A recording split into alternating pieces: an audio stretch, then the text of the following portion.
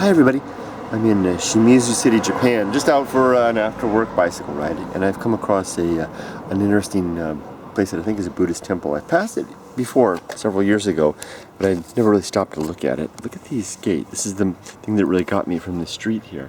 It's an old street, and this gate is kind of unusual in Japan, being brick like this. Kind of makes me think, I don't know why, but it kind of makes me think Meiji era, which would be 1868 to, what is it, 1912, I think. I don't know why, because that's when the period of time when the Japanese were really strongly making the grasping after the influences. Maybe that's not a great way to say it. They were embracing the influences, willingly or not, of the West. And this kind of gate reminds me of the architecture I've seen from that period. So let's just take a look at it. Isn't this nice? Some iron over here, reinforcing elements, I guess. Let's pass on inside. I hope it's okay. Typically, I don't go into Buddhist temples too much. It's got some reinforcing stuff there. The temples tend to be more private grounds, at least in my mind. Kind of an empty old place up there. See the sun through the trees back there. Isn't that nice? Love that. Wow. Wow. Hey, there's a pump. Look at that.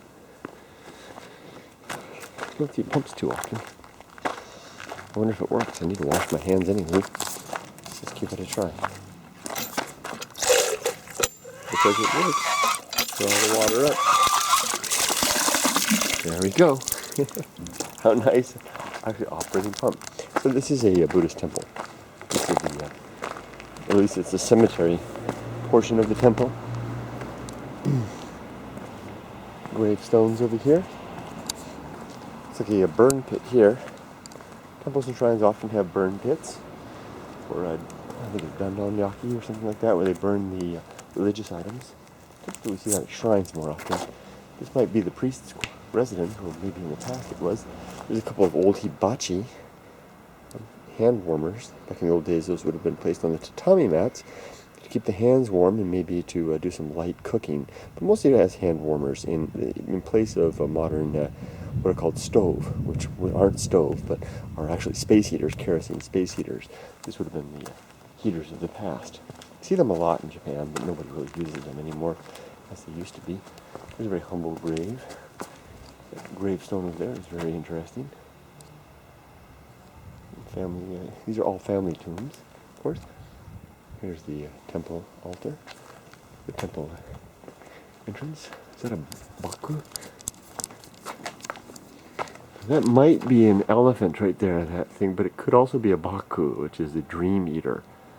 Sometimes, and I don't see that very often. I can't quite remember. When I was an antique dealer, I happened across one once, passed through my hands, and I think I sold it, or I might still have it. But they kind of look like elephants in a way, but that could be actually an elephant. But it could be a dream eater also. Nice edging up there, another piece right there. Isn't that nice? A lot of nice woodwork right up there as well. Look at that. Isn't that nice? There's some more modern stuff down there underneath. I always like to look underneath. Oh, look at this piece of wood. Look at the intricate joints, joinery. Looks like it's been broken. Wow, very nice. Looks like there's maybe that's the priest's residence right there. And I feel like I'm kind of in an area now where someone could actually walk over and find me. And I don't feel comfortable. It's comfortable in yeah, there's somebody else. Let's make our exit. I don't feel the reason I don't feel as comfortable is that people that, well, really the only people that would ever come to this place are the people that are patrons, the people that have their family interred here, or were members for some reason.